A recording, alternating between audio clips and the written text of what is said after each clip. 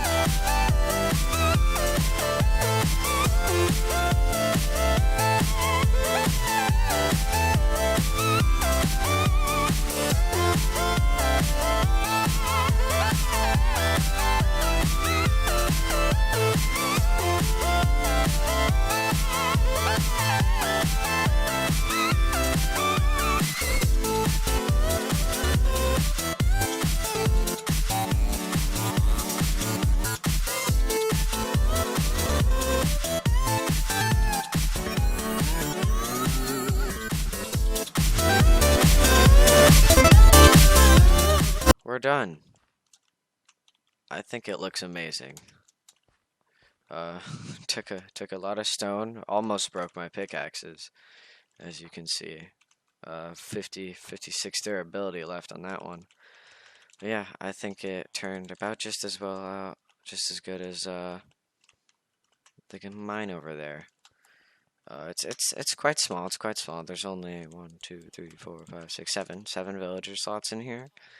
It's mainly just for the important enchants like mending and unbreaking and fortune and stuff like that. Just to get me going so I can build and mine out. Yeah, I'm using glowberries in the back here. Just because it looks nice against the savanna, like the red and green looks really nice in the back. And sometimes they grow, so when I get bones, I can bone meal them. And I think they'll look quite nice. And a zombie will go right here. So I can cure the villagers and stuff.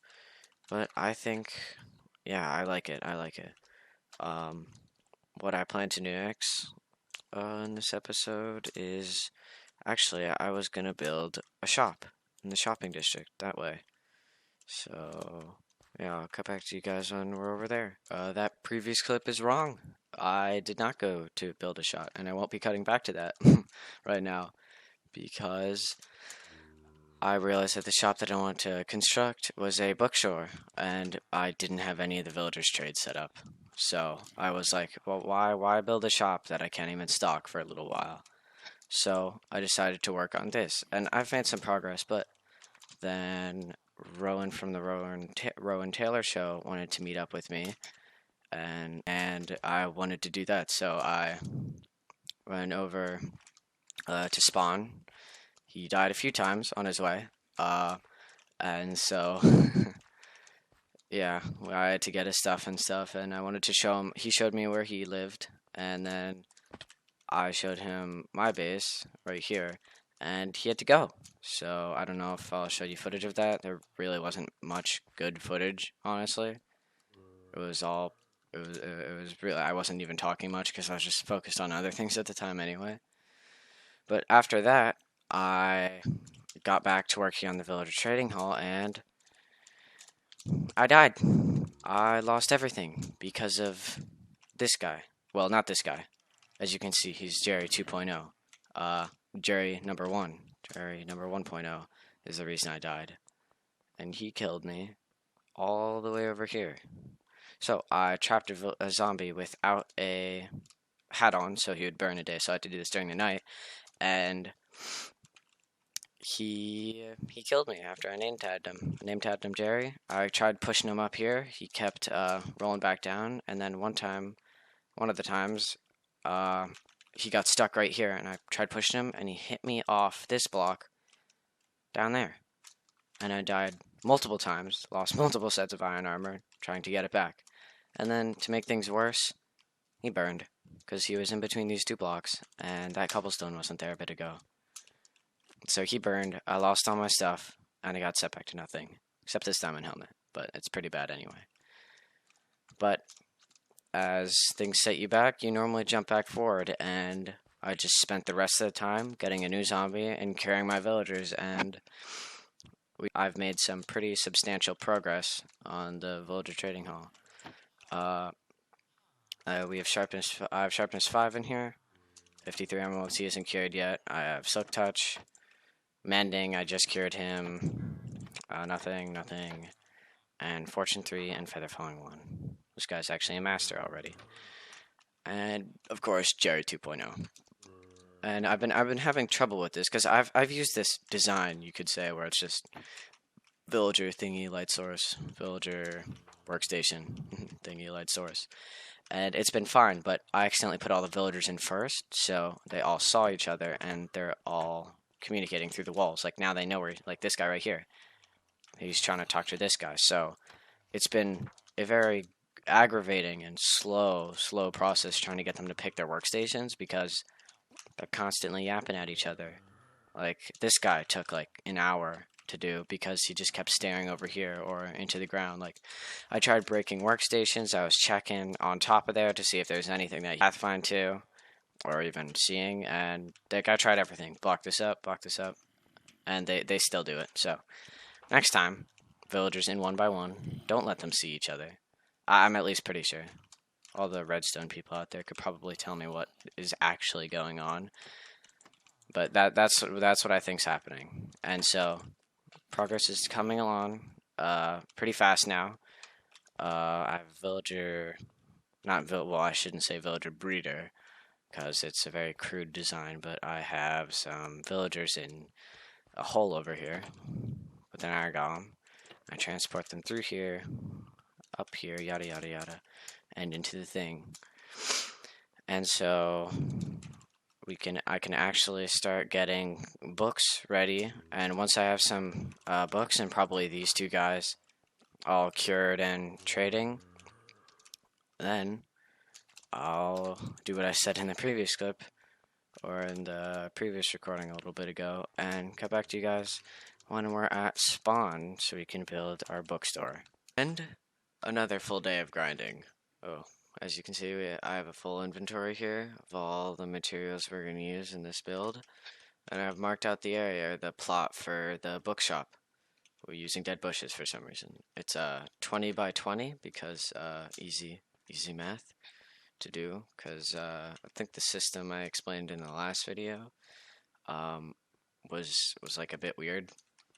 I didn't really explain it that well, and so basically, plus if you didn't watch that one you wouldn't know anyway, so each 10 by 10 square is going to be some amount of money to pay for. Like, you buy the land in this shopping district, and then you build a shop on it, and it's modular, so you can build multiple. So I have 4 10 by 10 squares right here, 20 by 20 cube, and this is where the bookshop is going to be. Currently, Vancouver doesn't fully have the currency implemented yet. No one actually has any. It's ready to be produced, you could say, minted or whatever. but no one has it yet. So there's not going to be any stock in it yet. Although I do have the stock. I do. I finally got that villager trader up and running. I fixed the problem, which was that they were actually looking at me. I don't know why, but like I thought they were looking through the walls and stuff, but they're actually looking at my beautiful character, and they're distracted by that. So I blocked them up in a dark area where they didn't really have too much of a good angle at me, and then I got the lecterns placed down, and they started working. So we have a little bit of stock ready for this shop, and so yeah, cut back to you guys when this beautiful shop is done, and it's done. Wow, I think it turned out really well, actually. First time building something like this. Honestly, I did not have big expectations for this, but I think it turned out really nicely. The top book though looks looks a bit weird. Oh yeah, if you didn't get that already, these are books, red, blue, and green. Because it is a bookstore, so yeah. I added, I added a little touch here of soul lanterns because I thought the orange lanterns were. I tried them, but they looked very, very bright, and I didn't think that looked too good. So we have soul lanterns on it now. Not much on the back here, mainly just the spines of the books, what you'd call them. Inside.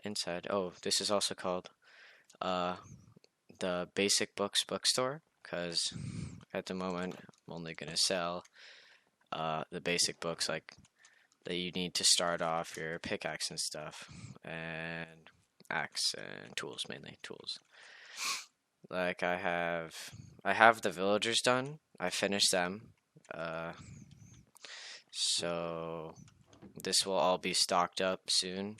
We can't because our normal currency is diamonds, but Vancouver wanted to make something on that he could control. So yeah, once I think they're called banknotes or whatever. So once those are in the system and everyone has them, I'll stock this place up. And yeah, it's gonna hopefully make us a bunch of money. I don't know why this is here, but I thought it looked good. So yeah. Well, blue ceiling, because these 3 blocks poke out over the edge, or I think it's them. Might be over here actually. So the blue ceiling, wood floor. This took a little while, as you can see. I had to grind some more because I ran out of green and white concrete. So that took a little while. I had to sit in another one of these pools for another like 20 minutes just making it all into concrete. So yeah, in the next episode this should probably be stocked up and stuff. I'm assuming, unless the currency isn't out.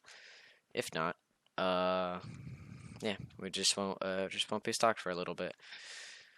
And anyway, that's the end of the video. So thank you all so much for watching.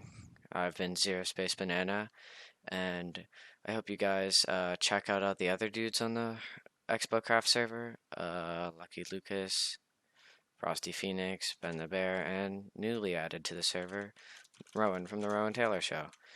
So hopefully you enjoyed, and I'll see all you guys in episode 3 on the ExpoCraft server. Bye!